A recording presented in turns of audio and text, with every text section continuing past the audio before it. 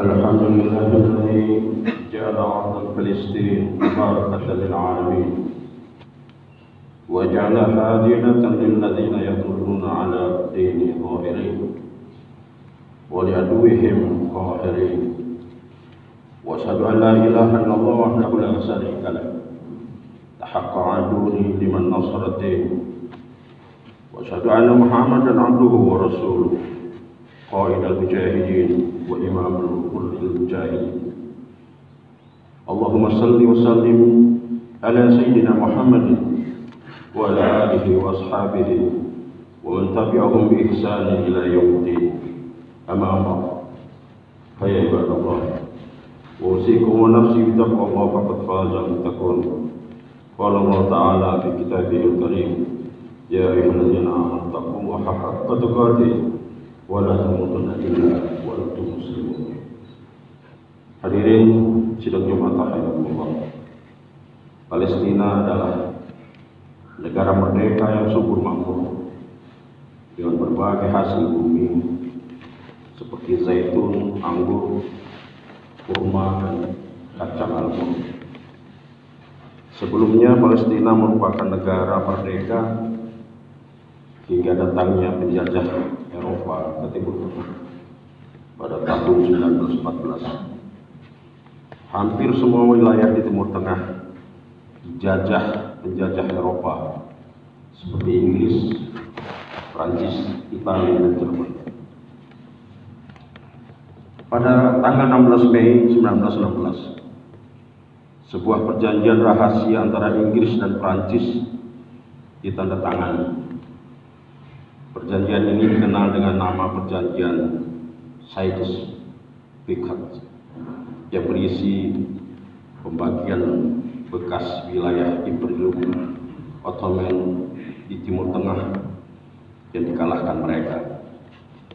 Alhasil, Palestina masuk dalam bagian Inggris dan secara resmi menjadi wilayah jajahannya.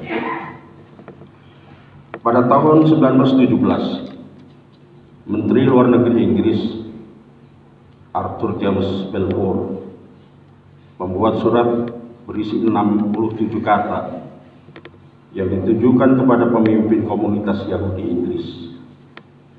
Walter Rothschild. Isinya adalah dukungan penjajah Inggris terhadap pendirian tanah air untuk orang Yahudi di Palestina. Inggris akan melakukan usaha terbaik untuk mewujudkan tujuan tersebut. Surat yang diberi nama Deklarasi Balfour adalah awal penjajahan Yahudi atas tanah Palestina. Maka berbondong-bondonglah orang Yahudi dari seluruh dunia masuk ke wilayah Palestina. Puncaknya pada 14 Mei 1948, Zionis Yahudi memproklamasikan berdirinya negara Israel di atas negara Palestina. Palestina jelas adalah negara yang terjajah. Perilaku Zionis Yahudi terhadap Palestina adalah bentuk penjajahan yang bertentangan dengan semua piagam perdamaian. Hampir semua negara menolak berdirinya negara penjajah Israel di atas negara Palestina. Penolakan terhadap berdirinya negara Israel juga dilakukan oleh Presiden Soekarno pada tahun 1962. Dengan tegas Soekarno mengatakan, selama kemerdekaan bangsa Palestina belum diserahkan kepada orang-orang Palestina, maka selama itu pula bangsa Indonesia berdiri menentang penjajahan Israel. Jika kita seorang negarawan dan cinta damai, maka sudah semestinya kita menolak berdirinya negara Israel. Terlebih lagi jika kita seorang Muslim, penolakannya kita tidak sekedar didasari kemanusiaan, tetapi juga dilandasi oleh keimanan. Sidang Jumat rahimakumullah, kekejian dan keganasan Zionis Israel terhadap rakyat Palestina jauh melebihi kekejaman Nazi Jerman terhadap bangsa Yahudi.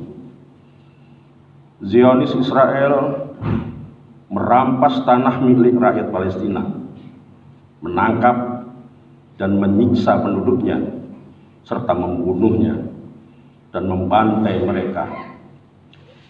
Sangat banyak dokumen dan data sejarah yang membuktikan hal itu. Di antaranya, pada tahun 1982, Zionis melakukan pembantaian terhadap para pengungsi Palestina di Sabra Shatila. Tidak tanggung-tanggung, jumlah warga Palestina yang menjadi korban mencapai 3.500 orang. Mereka yang gugur terdiri atas anak-anak, perempuan, orang lanjut usia, dan laki-laki yang tak berdaya. Dalam konflik Israel dengan rakyat Gaza tahun 2014, menurut Kementerian Kesehatan Gaza, sebanyak 1.880 warga Palestina tewas dan 10.000 lainnya cedera. Dari jumlah tersebut, 398 diantaranya adalah anak-anak, 207 wanita, dan 74 manula. Masih banyak peristiwa lain yang menunjukkan betapa sadis dan jahatnya Zionis Israel. Seharusnya dua peristiwa tersebut sudah cukup untuk menggugah hati kita sebagai manusia. Maka tiada kata lain, kita semua berkewajiban menghentikan kekejian Zionis Israel dan melindungi rakyat Palestina. Hadirin sidang jemaat rahimakumullah. Di Palestina ada tempat yang disucikan oleh Allah Subhanahu wa taala, yaitu Masjidil Aqsa, tempat Rasulullah sallallahu alaihi wasallam menjalankan Isra Mi'raj. Allah Subhanahu wa taala telah mengabadikan dalam firman-Nya, Subhanalladzi asra bi 'abdihi lailan minal masjidil haram ilal masjidil aqsa alladzi barakna haulahu linuriyahu min ayatina innahu huwas samiul basir. Maha suci Allah yang telah memperjalankan hambanya Nabi Muhammad pada malam hari dari Masjidil Haram ke Masjidil Aqsa yang telah kami berkahi sekelilingnya, agar kami perlihatkan kepada mereka sebagian tanda-tanda kebesaran kami. Sesungguhnya Dia Maha mendengar lagi Maha melihat. Masjidil Aqsa adalah masjid kedua yang dibangun setelah Masjidil Haram. Abu Dzar radhiyallahu an pernah bertanya kepada Rasulullah sallallahu alaihi wasallam, "Qultu ya Rasulullah, ayu masjidin wudi'a fil ardi awal?" Qala al-Masjidil Haram. Qala qultu summa ayu? Qala al-Masjidil Aqsa. Wahai Rasulullah, masjid manakah yang pertama kali dibangun di muka bumi ini? Beliau menjawab, Masjidil Haram. Aku bertanya lagi, kemudian masjid apa? Beliau menjawab, kemudian Masjidil Aqsa. Hadirin sidang Jumat rahimakumullah, Zionis Israel telah berkali-kali berusaha menghancurkan Masjidil Aqsa dan menodai kesuciannya. Sejak tahun 1967, di bawah naungan Kementerian Urusan Agama Israel, mereka melakukan usaha penggalian tanah di bawah Masjidil Aqsa. Penggalian yang tetap dilakukan sampai saat ini dan kerap menggunakan alat berat telah menyebabkan keretakan pada struktur bangunan Masjidil Aqsa. Pada 21 Agustus 1969, sekelompok Yahudi yang fanatik berusaha membakar Masjidil Aqsa. Pembakaran Masjidil Aqsa telah mendorong berdirinya Organisasi Konferensi Islam (OKI) yang saat ini beranggotakan 57 negara. Pada malam 28 Ramadan 1442 Hijriah atau 2021, tentara Israel menyerang jamaah yang sedang sholat tarawih di komplek Masjidil Aqsa. Penjajah biadab itu menggunakan granat kejut, peluru karet, dan gas air mata. Lebih dari 200 jamaah terluka akibat kekerasan dan aksi brutal serdadu Israel. Bahkan kebiadaban mereka dilanjutkan dengan perampasan tanah rakyat Palestina dengan kekuatan bersenjata serta meluncurkan roket untuk menghancurkan Palestina. Kekejaman Yahudi juga dilakukan terhadap wilayah Gaza. Gaza adalah rumah bagi 2,3 juta warga Palestina yang memutuskan untuk tidak tunduk pada pendudukan Israel. Sejak tahun 2007, Israel melakukan blokade terhadap Gaza yang membuat pendudukan semakin menderita. Human Rights Watch menyebut kondisi di Gaza sebagai penjara terbuka, mengacu pada pembatasan pergerakan yang diberlakukan Israel terhadap warga Palestina. Israel juga mengontrol pasokan listrik di jalur Gaza tersebut dan dapat mematikannya sesuka hatinya. Blokade tersebut telah menghancurkan perekonomian Gaza dan kualitas hidup warga di wilayah tersebut.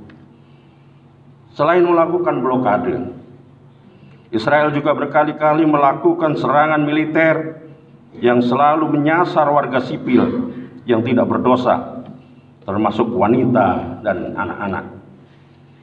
Saat ini, Gaza kembali berduka. Dalam 5 hari terakhir ini, Israel terus-menerus membombardir Gaza dengan menyasar universitas-universitas, rumah sakit, dan pemukiman warga. Total jumlah